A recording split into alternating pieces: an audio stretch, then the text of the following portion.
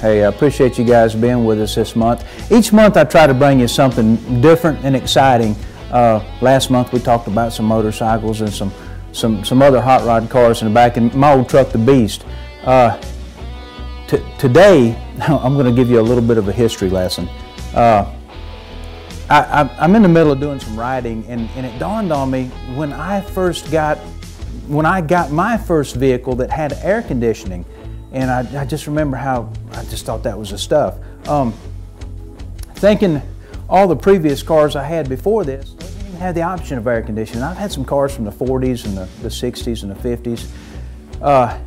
The first vehicle I owned that actually came with air conditioning was an '86 model. Now, the cool thing about air conditioning, well, we take it for granted in cars now, just like power windows and tilt and cruise and all this good stuff. But back in the day, before 1978, there was no such thing as air conditioning in cars unless it was a special order item. 1978 is when the big three started manufacturing cars and putting air conditioning in them. Now, the cool thing about today's show is I've got a Dyna-Soar air conditioner. So prior to '78, if you wanted air conditioning in your car, you could go to Sears and Roebuck and buy a unit and hang it on the outside of your car and have air conditioning. And I've got one of those units sitting right here on the table.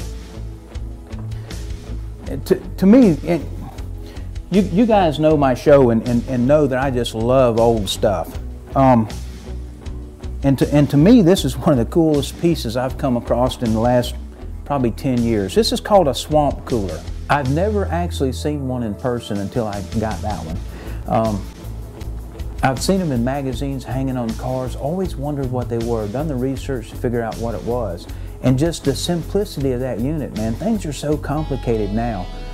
You know, high, low, mediums, normal temperatures, cold or whatever, defrost. Man, back in the day it wasn't that way. This is prehistoric automobile air conditioning. Now, how it worked was this. You would take this unit and hang it on the passenger side of your car, okay? You would roll the window up on your car and only this piece would stick in. This big unit hung outside your car. If you take a look at it, it kind of looks like a jet engine. Inside here is a turbine. Now, inside here is a coil of cotton. Now, this unit is in great shape and I'm so proud to have it. And what you would do is this, is you would pour inside the unit ice water. You could even stuck ice cubes in here. Water, this cotton becomes moist and damp. And as it's hanging on your car, on the passenger side window, air is forcing in here, going through the coils and coming out here like a vent. Now here's the vent, open, close if you're getting too much air. Now as air went through the unit and it would dry out the coil, you would pull the lever and rotate it around, get you a new wet spot or a new cool spot. So you always had cool, cold air blowing on you or the passengers. I'm assuming that the vapors coming in on you were kind of moist. And I'll be honest with you, I actually envisioned an era like Bonnie and Clyde having this thing hanging on. And that's the era this unit came from. And I just think that's cool. And I think soon I'm going to restore this. I know it's not a car. It's just a piece of a car. And this particular one did come from Sears and Roebuck. Then there was other places you could buy them, like Western Auto or things like that. But I just thought this is cool, and just something I wanted to share with you. The rest of the show today, I think we're going to go back in the shop here in a little while. We're going to take a look at a kit car. A kit car is this.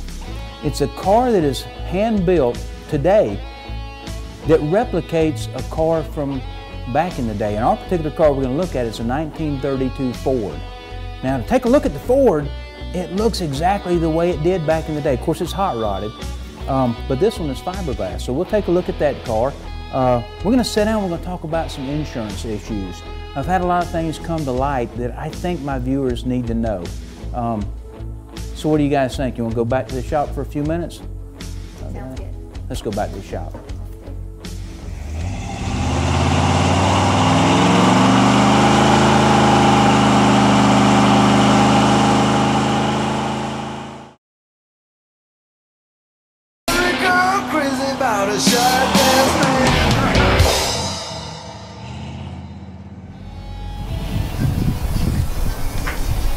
This is the 32 Ford kit car that I wanted to show you guys today.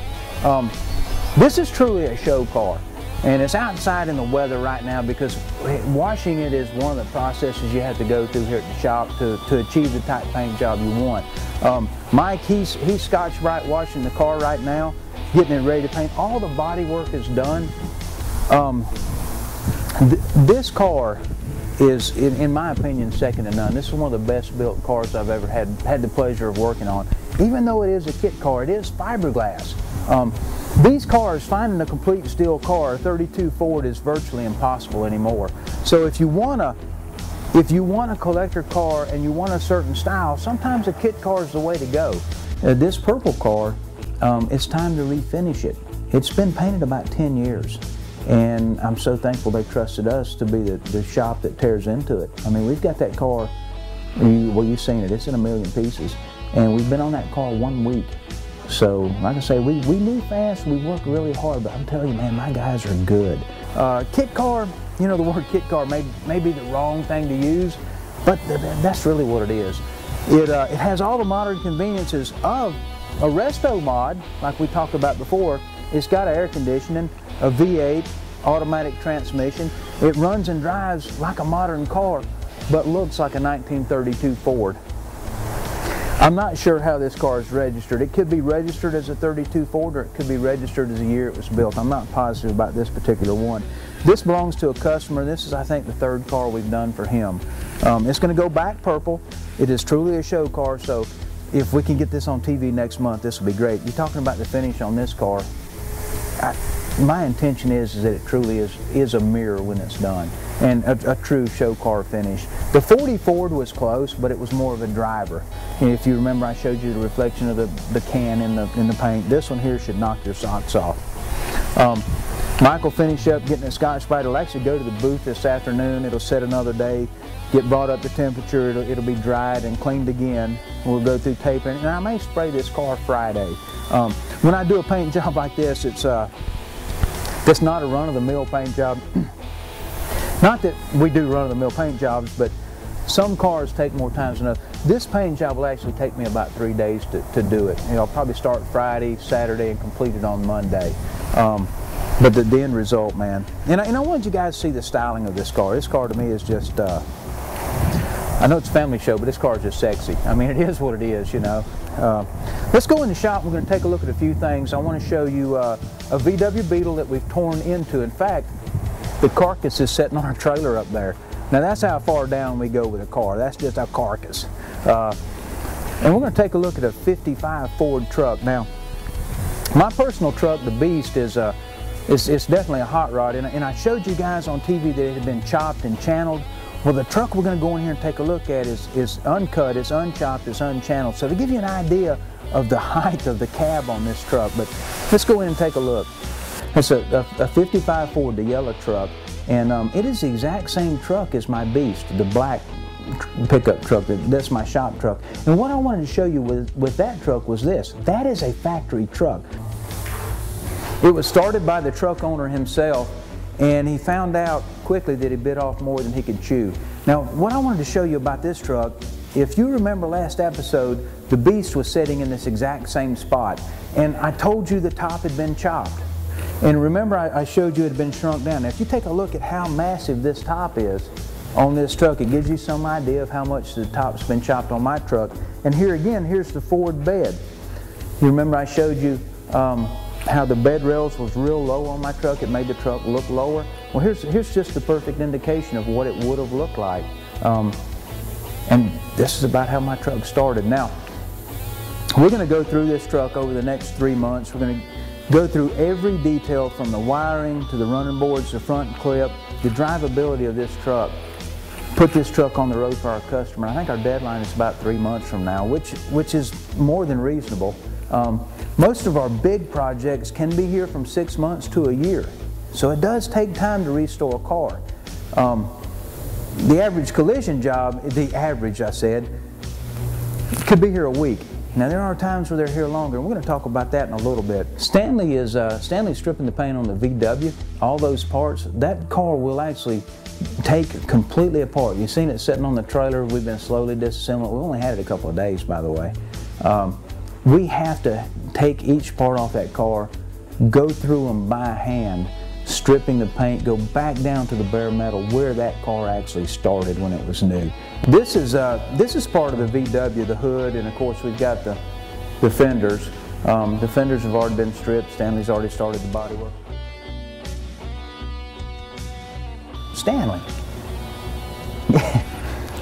is there anything you want to recant from last episode? Nope, not at all. Are you sure? Absolutely. You're not in trouble with Mama? Nope. Yeah, Stanley got in trouble. He won't admit to it. Okay, from his comments last month, you got a wife. It don't hurt to have a girlfriend.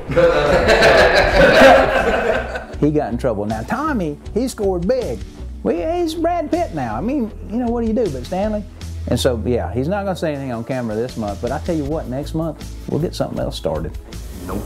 I am pleading the fifth this time. pleading the fifth this episode. I can respect that. But anyway, this is a Beetle that we got the car in. We realized quickly that we had to strip the car clean to bare metal. I considered several different options, sandblasting being one of them. Stanley said this morning he thought it would heat the metal up too much because there's so much product on the car. So we've been going through different ways of stripping it. It has to be stripped to bare metal, which I think is going to end up in the best result for this car. This is a show car as well, and my customer fully expects it to look that way. Of course, that's why he's here. Not tooting our own horn or no, not at all. Patting our own backs, but I mean, it is what it is. And we're going to bring that car back up through different layers. There'll be an edge primer which protects it. Then there'll be a filler primer which helps us get the finish, and then of course we'll spray the finish, and then we'll do the final assembly of that car. That car is scheduled to be here about 60 days, so we got to move pretty fast on that one to make it happen.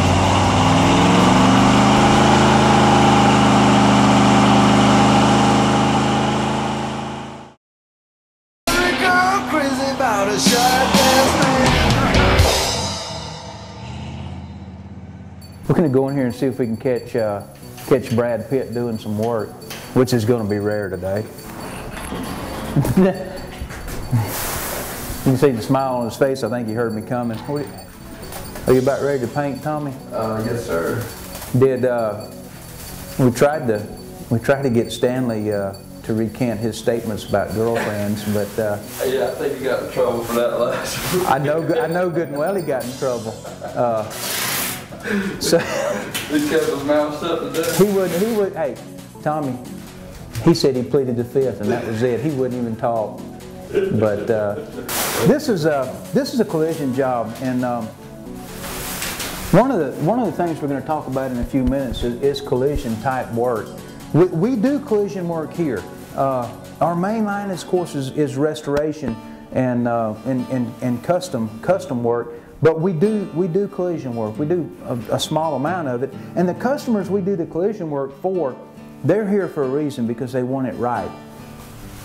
Not that collision shops don't do it right. That's not what I'm trying to say. I'm just saying that we take extra steps. We take extra precautions. We're not a production shop. And what I want to try to explain to the audience is this, is that if you do have collision work done on your car, I want you to become educated. I don't think you're going to know everything about collision work, and I don't think you're going to know everything about what it takes to do it.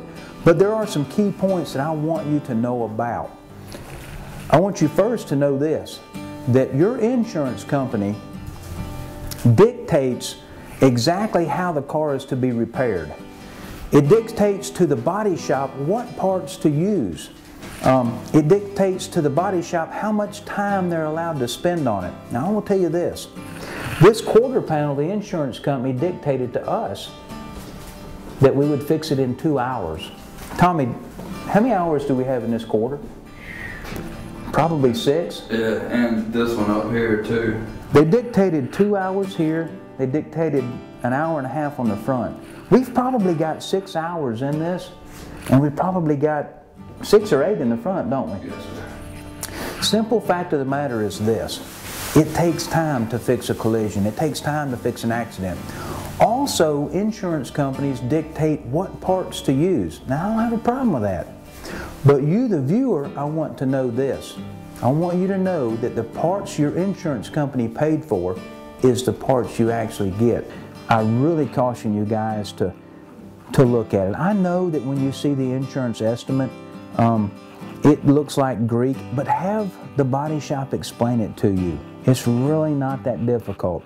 It's not like reading the King James Bible. You know, it's in NIV. You can read it if you know what those things are.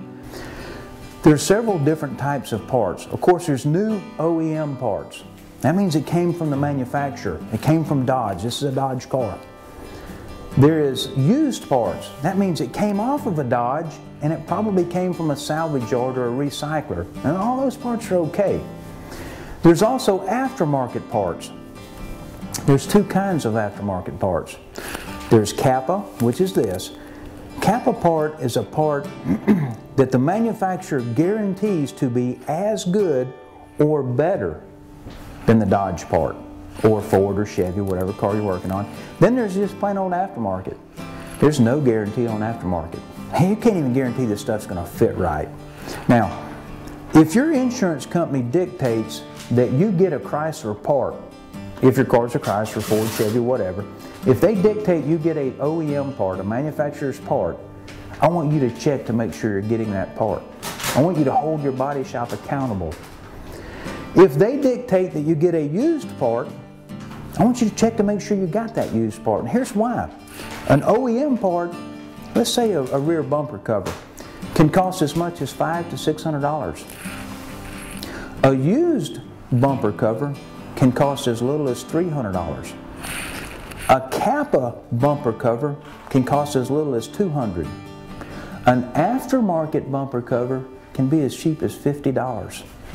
Now, the worst thing that can happen to you is this. Your insurance company dictate that you get an OEM part for $600. But your body shop bought the $50 part. Well, where does the $550 go? Well, it goes in the body shop's pocket. Okay? I'm not saying bring your car here. It'd be great if you did. We'll fix your car. But where you go to have your car fixed, you check to make sure you're getting what your insurance company is paying for. Plus, you have a deductible to pay. Wouldn't you like to know that your money went for all your premiums and all your payments through the course of however long you've had that insurance? I would caution you to do this. Number one, call your insurance company. They're going to refer you to a body shop. Now, they're going to refer you to a body shop that they work with. I'm not always going to tell you that's the right place to be. I would want you to interview no less than 3. Go ahead and get your insurance quote. You don't have to drop the car off that day. That's not the person that has to fix it. You have the right in the state of Georgia to have any licensed paint and body shop repair your car. The insurance company has to pay them, and it all goes through the same process. So you have the right to pick. That's your car. That's your car. If you pay for a new roof on your house, I guarantee you Jason will put a new roof on your house. If you pay for 25-year shingles, you're going to get 25-year shingles from Georgia, from Orion Restoration. It's no different on your car. I want you to hold the body shop accountable. Have them show you you're getting what you're paying for. Take some time. It's not a knee-jerk reaction. Interview the body shop. Get to know the people that's working on your car. To me, that's very important. I take a lot of pride in what we do. My guys do. Cars are important to us. Take that same importance and that same measure of trust that you put in your physician or the person preparing your food. Take it in your car. Get to know the people working on your car.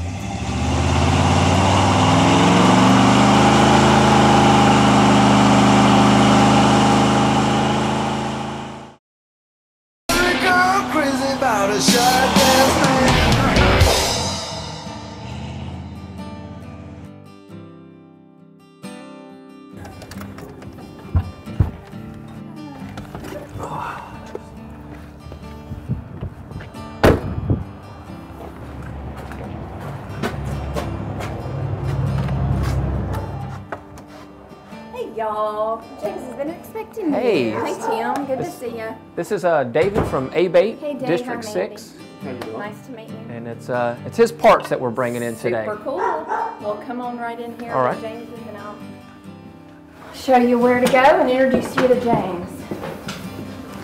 How's it going? Hey, man. Tim What you doing? and then Dave. Thought I'd bring you something by a little project and see what you thought about it. How you doing, Jeff? Hey, David. David with A-Bait, Georgia.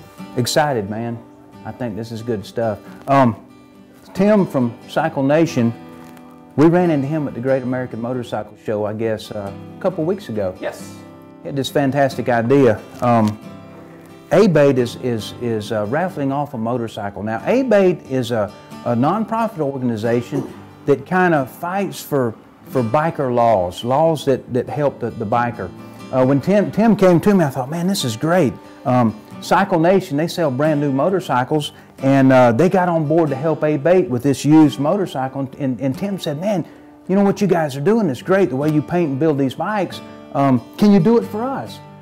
And here we are. So today we kind of need to decide what we're going to do with this thing. We've got the body work done. Tim just brought us the last piece of the puzzle. David, what do you...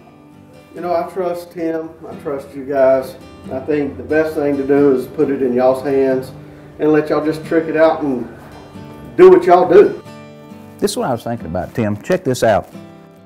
I like old school stuff, okay? I'm thinking heavy metal flake, something like what you might see Indian Larry would have done. I want to do flames. I'm a flame kind of guy. We do some fantastic colors, something that'll flash and something that'll pop, something that hopefully will catch people's eyes. And the bike's going to be set at Cycle Nation, right? Yes. Beginning of April. So they can come by and see the bike, and hopefully they'll want to buy a raffle ticket, help these good folks out. Let's do that. What do you think? Something? It's a Harley. I think people love Harleys. And then this guy trusted these faces. He messed up. So, you know what? I think it's going to be incredible for an opportunity to win this bike the way it's going to be for 20 bucks. It's an opportunity you can't miss out on, so we're excited about it. I think it's going to be good. We'll get Chats and do some cool pinstriping. We'll do the paint. You guys will put it back together?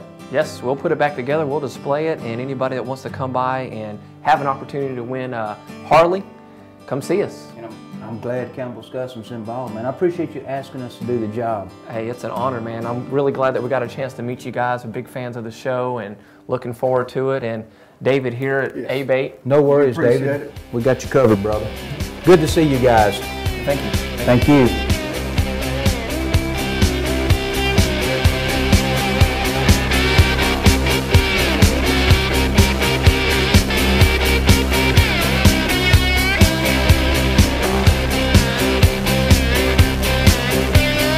They come running just as fast as they can.